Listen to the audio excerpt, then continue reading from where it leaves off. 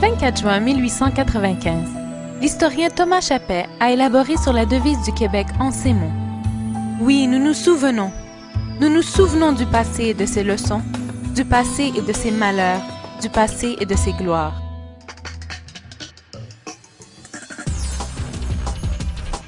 Ce soir, Tolob se souvient de sa première année riche en accomplissements, de toute la crédibilité et la notoriété acquise sur la scène montréalaise. On voudrait aussi venir en aide à ceux dont la mémoire a été affectée par les études, les tempêtes de neige et les ravages de l'alcool.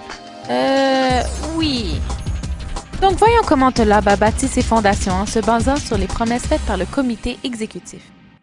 Lors du lancement officiel de Tolob, le comité exécutif, par le biais du président Shadi Farhan, présentait un plan ambitieux comportant plusieurs promesses, dont en voici la première. Parmi nos projets, on a le 27 mars 2008 un service de placement avec Elmo. Mesdames, Messieurs, bienvenue à la 4e édition de Elmo, Emploi Liban Moyen-Orient, qui se tient aujourd'hui le 27 mars au Centre culturel Bois de Boulogne. Pour la première fois cette année, la Foire de l'Emploi bénéficie de la collaboration de la Fédération des étudiants libanais, Tolob. Même si ces images sont pour certains peu flatteuses, la présence de Tolob à cet événement a été très prometteuse. Le 10 mai 2008, Tolob et les 5 associations membres ont organisé pour la première fois un rally paper. Pour lancer ce projet, on a eu recours à une équipe de plus de 20 personnes, dont plusieurs rescapés des anciennes associations étudiantes. Et même des travailleurs étrangers. En somme, des centaines d'heures de travail. L'idée à la base était d'instaurer une nouvelle tradition, aller à la découverte de Montréal, créer plus d'interactions de groupe, en intégrant nos sports nationaux, la conduite folle et la compétition intense. Mais les gens sont venus pour le déjeuner gratuit d'abord, le Red Bull servi gratis, évidemment les filles de Monsieur Red Bull, les 15 000 $ en prêt à gagner et le choix des voitures bien sûr. En fin de compte, une ambiance hors du commun entre les 30 voitures et les plus de 120 participants. Pour résumer, nice rally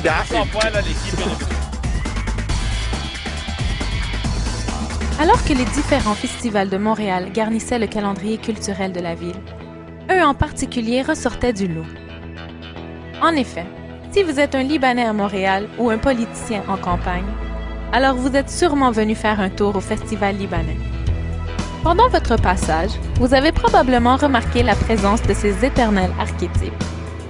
archétype, mot masculin du grec archétypon, signifiant un modèle général représentatif d'un sujet. Les charmantes demoiselles pouponnées, Les charmants messieurs pouponnés, la perpétuelle danse populaire, tout ce spectacle sous le regard d'un public hyperactif, défenseur de l'environnement et bien sûr fumant la narguilé. En 2008, Tolob a apporté une bouffée d'air frais. Par sa présence, la Fédération a introduit une tendance culturelle avec une exposition d'œuvres d'art, un atelier de poterie et des qualités artistiques soulevées par un vent de jeunesse lors d'un talent show.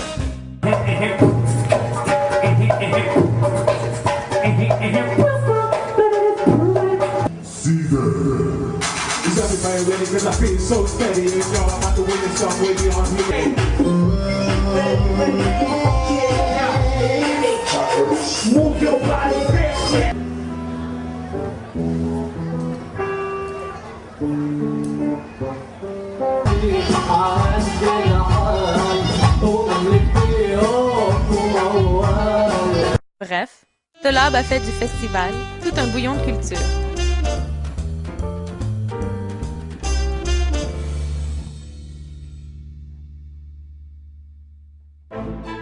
Pendant que le monde fêtait les 125 ans de naissance de Gebran Khalil Gebran, Tolob a voulu relever un défi monumental en organisant les seules festivités tenues à Montréal en l'honneur de ce brillant artiste.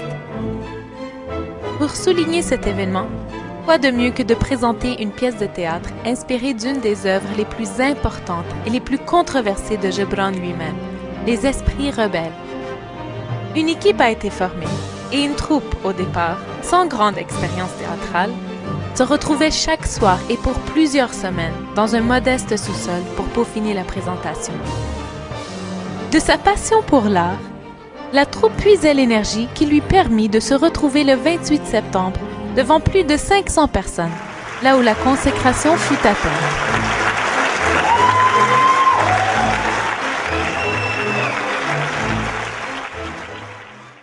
Même même avec tout le plaisir, les expositions et les loisirs. Tolab n'a pas perdu de vue son but premier, les services offerts aux étudiants. Inspiré par la contribution des étudiants et l'apport de la communauté, un projet d'octroi de bourse a été créé afin de rendre la vie des étudiants un peu plus simple. CAFEL a vu le jour dans le but d'appuyer ces étudiants qui consacrent beaucoup d'efforts à gérer études, travail et vie sociale mouvementée.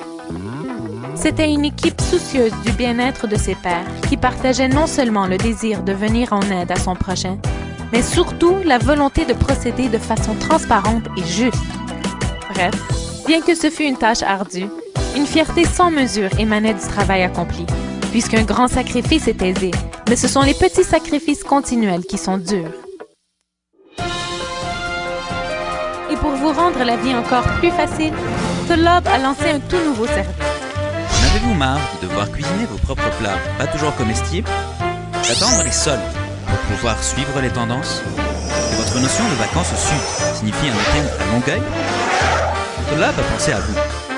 Avec l'avènement de la nouvelle carte de rabais pour étudiants T+, vous pouvez maintenant apprécier un bon repas sans vous soucier du dégât, du temps et surtout du prix. Renouvelez votre garde-robe sans devoir remettre le paiement du loyer à plus tard.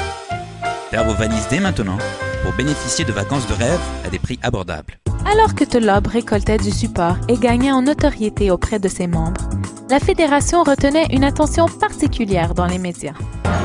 Bonjour et bienvenue à Magazine Libanais. Merci d'être avec nous. Vous savez, j'adore vous présenter des jeunes ambitieux et mon invité aujourd'hui, Shadi Farha, est un homme très exceptionnel. Je vous présente mon invité aujourd'hui, Rudy Nassar, VP Coordination de Tolab.